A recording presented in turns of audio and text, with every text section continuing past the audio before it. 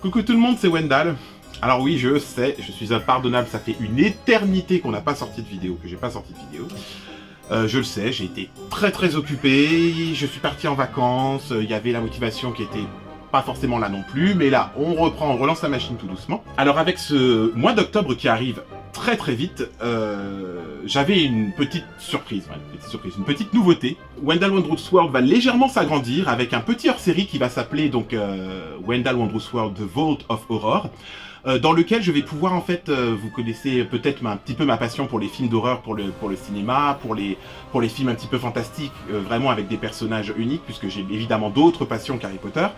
Et il se trouve que j'avais déjà, avant de commencer tout ça, avant même de commencer cette chaîne, j'avais déjà beaucoup de créations qui portaient sur effectivement Harry Potter, mais aussi sur plein d'autres films. Je trouvais dommage de ne pas les présenter, et du coup je me suis dit que cette espèce de mini-format va être pratique pour pouvoir présenter effectivement ces pièces du cinéma un petit peu fantastique, horreur, frisson, tout ça.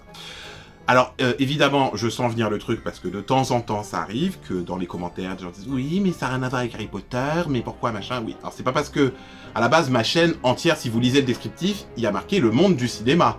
Alors oui, principalement Harry Potter, mais des fois, j'aime bien plein de choses aussi. Voilà, mais bon, bah écoutez, on va commencer à découvrir ça tout de suite avec le tout premier invité du Vault of Horror. J'introduis le gardien de la crypte.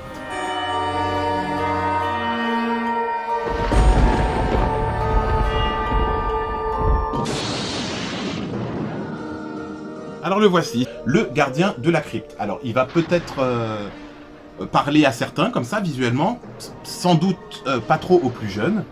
Mais disons que dans les années 90, il y avait une petite série, je crois que c'était une bande dessinée, je crois à la base, un comics, qui ensuite a été adapté à la télévision, où ce monsieur donc racontait des contes un petit peu avec des espèces de morale un petit peu horrifiques, un petit peu horribles, avec un humour très noir et des blagues vraiment minables, mais il est très drôle finalement. Il est très drôle et bon, moi je me rappelle qu'il a un petit peu bercé mon enfance, et puisque c'était une petite série que je regardais à la télé, et du coup c'était lui qui présentait à chaque fois on entrait dans sa crypte, dans une espèce d'énorme maison, d'énorme manoir sur la colline, et en descendant dans la crypte, il sortait de son cercueil et il racontait toutes sortes d'histoires horribles après qui étaient jouées par beaucoup de grandes stars d'Hollywood. Voilà, et du coup il est resté un petit peu mythique, ce monsieur, et je me suis dit qu'il me le fallait dans la collection, en tout cas pour ouvrir cette collection.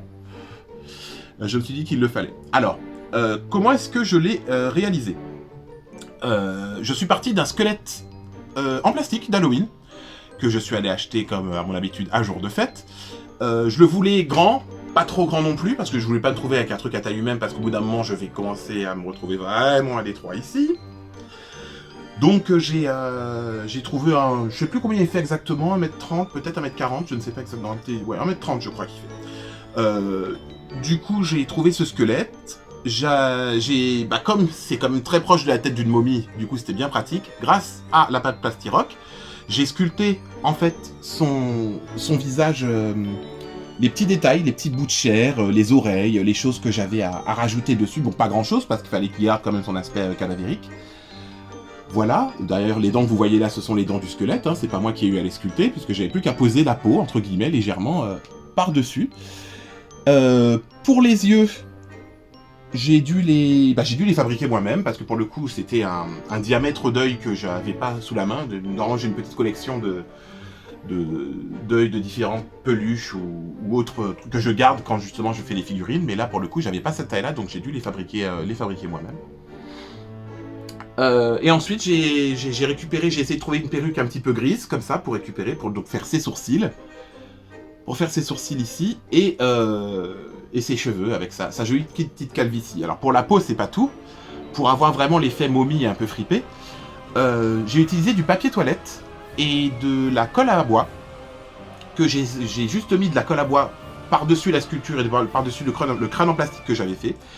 Et en fait, je pose une à une mes feuilles de papier toilette et je tamponne, comme ceci, pour bien que ça se plaque, et c'est ça après qui donne cet effet un petit peu rongé par les mythes et tout ridé qu'on a trouvé. Et j'ai utilisé ce même procédé, donc du coup pour le reste du corps. Bon là, il est habillé avec sa tenue, mais vous voyez, toutes ces parties-là, ce sont des parties qui ont été faites avec ce procédé-là. C'est très sympa, donc si vous faites des personnages ou des choses qui sont comme ça, un peu anciennes, pour faire des momies ou même des corps ou je ne sais quoi, si vous faites des tournages ou quoi, ça peut vraiment sortir de bien des problèmes.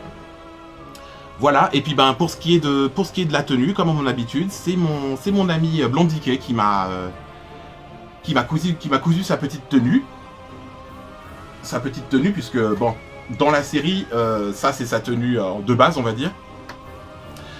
Et après, selon l'épisode, il changeait tout le temps de tenue, avec une tenue de tahitien, un collier à fleurs, une tenue de basketteur, enfin, selon ce qu'il racontait et selon, pour nourrir ses blagues. Et bien voilà les amis, j'espère que cette vidéo vous a plu. J'ai été très très content de vous retrouver. Je vous donne rendez-vous très très bientôt pour un nouveau numéro donc, de Wendell Woodruss World Vault of Horror, où on va présenter un nouveau personnage. Et puis bien sûr, ne vous en faites pas, je n'oublie pas la chaîne classique, il y a plein d'autres objets aussi qui sont en attente, donc on va pas chômer. Bref, on ne va pas chômer et on se revoit très très vite, vous et moi. En attendant, je vous souhaite un très bon mois d'octobre et une très belle saison d'Halloween. À très bientôt.